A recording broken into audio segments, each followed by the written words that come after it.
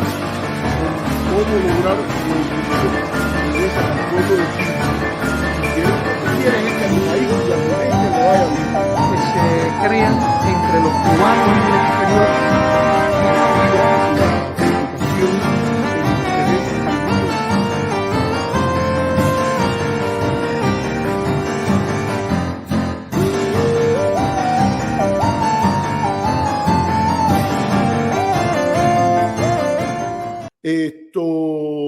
Vamos ahora a hablar de algunos temas de tipo internacional que yo creo que son importantes, porque nos tocan a todos los que vivimos en la diáspora, en Cuba en general. Y yo creo que es muy importante lo que ocurrió, creo que fue la semana pasada, con el tema de los intercambios coheteriles entre Ucrania y Rusia. Yo creo que la administración Biden, de camino de salida, le ha dado una autorización irresponsable, es mi opinión, a Ucrania con el uso de cohetería de mediano alcance y de largo alcance en algunos casos para ataques hacia el interior de Rusia. Y aquí yo lo digo como ciudadano norteamericano. Yo aquí en este programa siempre he criticado lo que hizo Rusia como una violación del derecho internacional, pero yo no creo que es responsable exponerse a una guerra mundial, a un enfrentamiento directo entre superpotencias por la integridad territorial de Ucrania. Fíjense, yo no creo que vale la pena un conflicto nuclear porque devuelvan a Cuba la base naval de Guantánamo. Yo no creo que valga la pena un conflicto nuclear para sacar una base, digamos, como la de Diego García o la de Manta que tenía Estados Unidos en Ecuador. Yo no creo que valga la pena jugarse un intercambio nuclear por la base rusa que hay ahí en Latakia, en Siria. Nada de eso a mí me parece que justifica la irresponsabilidad de jugar con un intercambio entre las grandes potencias, de militar entre las grandes potencias. Gracias al bipolarismo que hubo en la Guerra Fría y el papel que tienen las armas nucleares, nunca se produjo un enfrentamiento directo, salvo, digamos, en los años a principios, después de la Revolución de Octubre, pero Rusia no era, la Rusia soviética no era el superpoder que era después de la Segunda Guerra Mundial. No se produjo nunca un enfrentamiento entre los grandes poderes. Y malo que bueno se vivió lo que John Lewis Gaddis ha llamado la larga paz. Y larga paz no porque no hubo enfrentamiento y porque no hubo tiro y porque no hubo muerte entre la UNITA y el gobierno de la MPLA y el MPLA, entre el Frelimo y en Mozambique y la resistencia nacional mozambicana de visiones más conservadoras de derecha, porque no hubo la guerra de Vietnam o porque no hubo el desastre soviético en Afganistán, pero no hubo un enfrentamiento directo entre las grandes potencias y se evitó lo que hubiera podido ser de consecuencias muy catastróficas. A mí me parece que es tiempo de parar y de no jugar con fuego. Los que han pedido, por ejemplo, que además, para que lo digan bien, miren, para que lo digan bien claro hasta dónde llegan mis principios, porque esto es algo que Nelson Mandela, que habló de esto, vamos a hablar de él después. Nelson Mandela lo dijo muy bien cuando dijo, mira, tú no puedes tener muchos principios. Si tú tienes muchos principios, lo que generalmente estás es construyendo una visión dogmática del mundo. Tú tienes que tener un grupo pequeño de principios que están basados en una ética clara y que fuera de eso tú no estás dispuesto a llegar a un pacto, a dialogar, a todo eso. Pero más allá de ese pequeño grupo de principios, tú lo demás tienes que ser flexible. Y yo creo que, por ejemplo, el caso de la base naval de Guantánamo es evidente. Cuba puede reclamar, y yo estoy de acuerdo que se reclame, que Cuba tiene ahí está la figura de Mandela, que Cuba tiene derecho a que ese territorio forme parte de Cuba. Yo creo que Torrijos tuvo toda la razón cuando negoció y hasta argumentó que era posible que él usara la fuerza para volar el canal si no se encontraba una solución razonable y respetuosa para el problema de Panamá con la operación potable. Pero la idea de sentarse, llegar al acuerdo con Kissinger primero sobre los principios para la devolución del canal, que incluían importantes intereses nacionales norteamericanos y su categoría de gran poder, es parte de la dinámica y es parte de la dinámica de relaciones asimétricas. Tus principios no pueden estar empezando de decir que hay igualdad soberana e igualdad entre estados en todos los temas, porque los superpoderes son parte de una jerarquía a nivel internacional. Eso a mí no me cabe duda. Pero de allí a venir con el cuento de que se puede hacer todo lo que quiera o que se justifique una agresión como la rusa contra Ucrania, hay otra cosa. Pero para decirlo con toda sinceridad, desde ese pragmatismo y flexibilidad, yo no estoy dispuesto como ciudadano norteamericano a poner en riesgo a Nueva York para que Kiev siga siendo dominante en las repúblicas del Don. Eso es una parte importante del territorio ucraniano, según el principio de uti possidetis, que Ucrania lo puede proclamar para toda la vida. Está allí, hay una mayoría rusa, Rusia se lo cogió, nos robaron nuestro territorio, lo pueden decir. Pero yo no estoy dispuesto a poner en riesgo a Nueva York, a San Francisco, las ciudades que más me gustan en los Estados Unidos, a Miami, a ninguna de esas ciudades estoy dispuesto a poner en riesgo para defender la agenda de llevar el triunfo ucraniano a una humillación rusa. No importa si yo considere que lo de Rusia fue una agresión contra Ucrania. Entonces, creo que es importante como ciudadanos llamar la atención de lo que ha estado pasando ahí.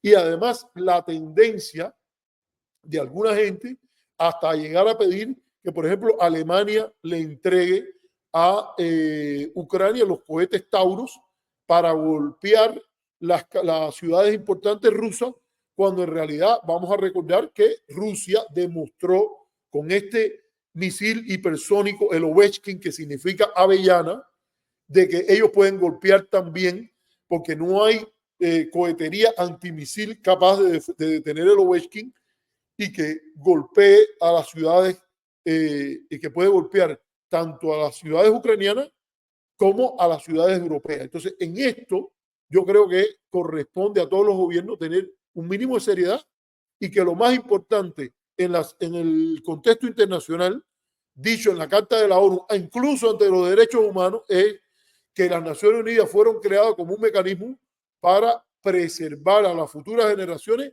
del flagelo de la guerra. Punto. Y el flagelo de la guerra, mientras más guerra, peor. Así que eso yo creo que es importante tratarlo en este tema. Hay especialistas muy bien informados que dicen de que el peligro de guerra nuclear todavía está bastante lejos, pero yo creo, señores, que estos son eventos de tanto impacto, de tanta destrucción, que es preferible tomar toda la precaución extra para que nunca vaya a ocurrir. Y si es, por eso me dicen que yo soy más timorato, que me lo digan, pero a mí me parece irresponsable cualquier cosa que ponga en riesgo la humanidad de un holocausto nuclear. Hay varios libros sobre eso que son importantes. En un sentido positivo está Armagedón Averted, que es decir, Armagedón Evitado, de Stephen Kotkin, que habla sobre la manera que se desmontó la Unión Soviética, y está el libro de... Ahora no me acuerdo bien, pero después hay varios libros sobre la crisis del Caribe que son, pero sobre este tema de las armas nucleares hay un libro que Martin Sherwin se llama el autor. Mendive, si puede, búscamelo por ahí. Martin Sherwin, que es sobre este tema de las armas nucleares, que es un libro buenísimo, como lo leí hace 2 años, y que ilustra el tema de la crisis del Caribe, pero también otros temas que tienen que ver con el uso de las armas nucleares, etc. Bueno, ese es un tema que quería mencionar y que yo creo que es importante mirar en lo internacional. El otro tema es el colapso del intento del gobierno coreano de proclamar una ley marcial, y que también quiero mencionarlo porque ilustra lo positivo que son las democracias parlamentarias. Quiero decirlo porque hay muchos sueños y gente que habla de por qué yo no puedo elegir directamente mi presidente. Y por qué, dice, comparado con la idea de una elección directa del presidente, como única condición están sistemas parlamentarios y sistemas semiparlamentarios que han demostrado que tienen mayores espacios de estabilidad que los sistemas presidenciales según la ciencia política. Y aquí hubo una demostración más en el hecho de que este presidente, que incluso tiene un mandato popular, aunque se ha vuelto impopular para mucha gente, el que lo llaman el Trump coreano, proclamó la ley marcial y el parlamento coreano se levantó y dijo, esta ley marcial hay que suspenderla.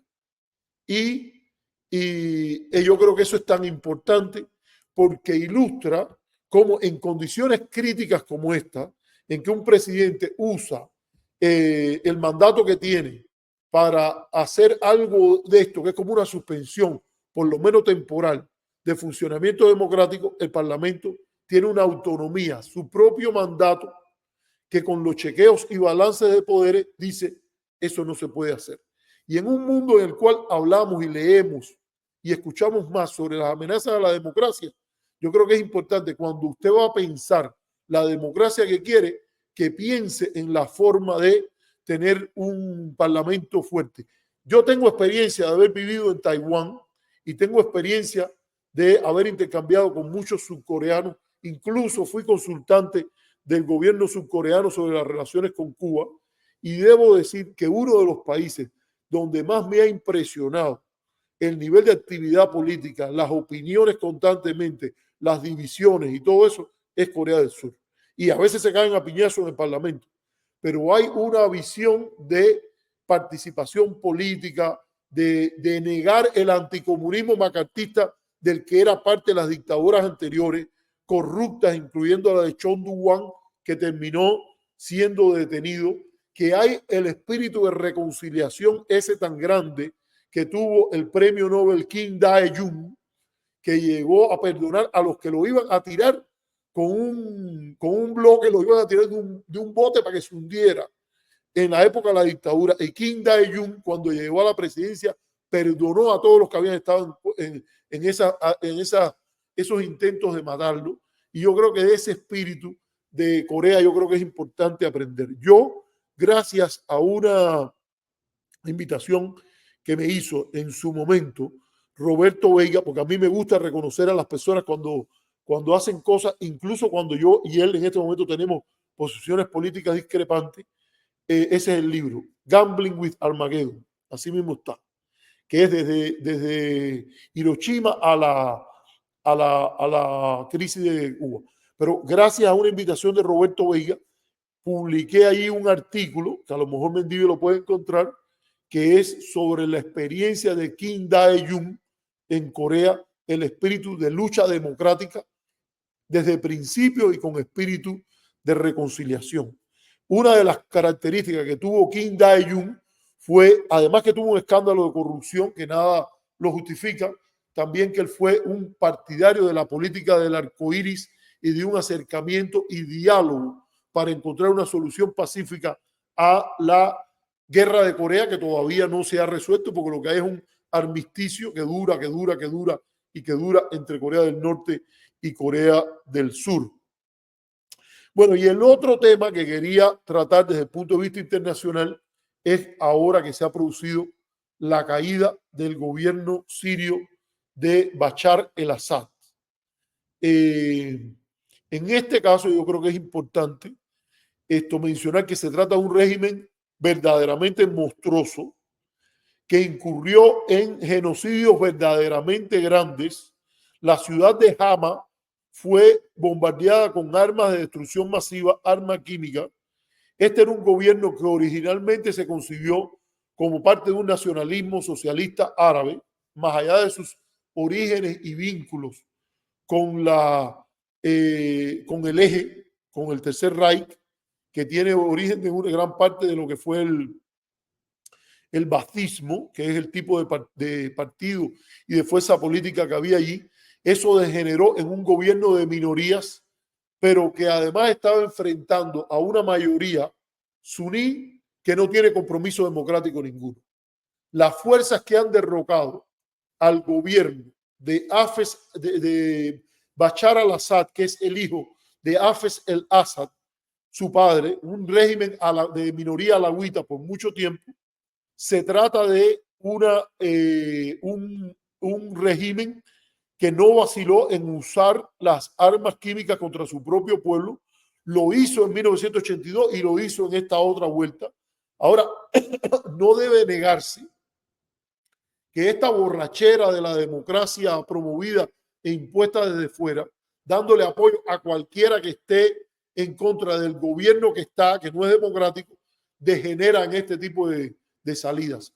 Ojalá, yo no quiero desearle que aquello termine como Libia o como Irak, pero usted puede esperar que van a haber mucho rollo y mucho ajuste de cuenta y muy difícil que vaya a salir de aquí un gobierno que usted pueda identificar como en camino siquiera a la democracia.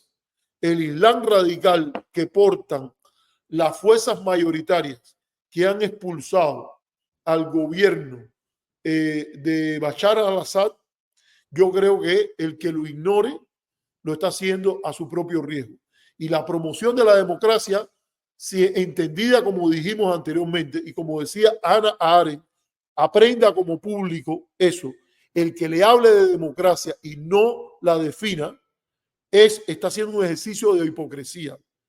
El que le hable de derechos humanos y no los defina tal y como dice el derecho internacional, también está haciendo un ejercicio de hipocresía. No hay derechos humanos sin derecho internacional. No hay democracia sin todos esos componentes que se han expresado anteriormente. Y entonces, ¿qué les quiero decir? Cuidado con eso de lo que está pasando allí.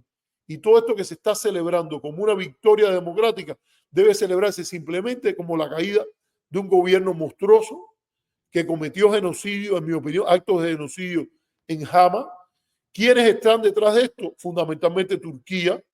Hay un intento del presidente Erdogan de convertir la posición turca en un espacio de hegemonía islámica moderna.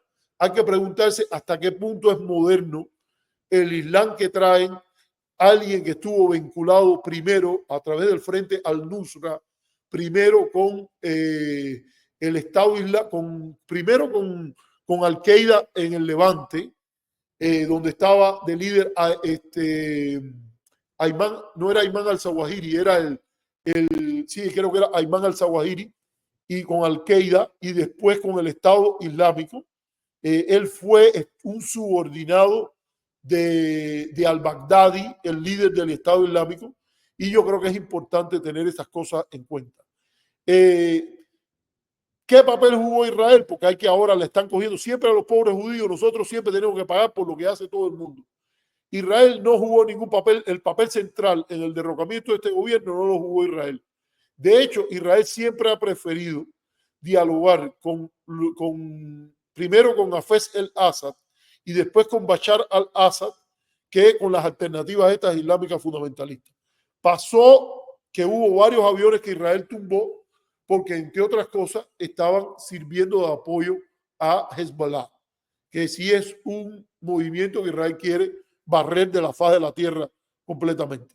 Pero en ese sentido, pierde sobre todo Irán, porque Siria, Damasco, era la vía de suministrar a Hezbollah la mayoría de sus recursos, su arsenal, que aunque ha sido golpeado muy fuertemente, han habido varias operaciones de buena inteligencia israelí, cuando digo buena, digo de penetración, como lo que ocurrió con los pagers, pero esto todavía tiene un arsenal importante que nadie sabe cómo pueda ser usado en una guerra en el Medio Oriente.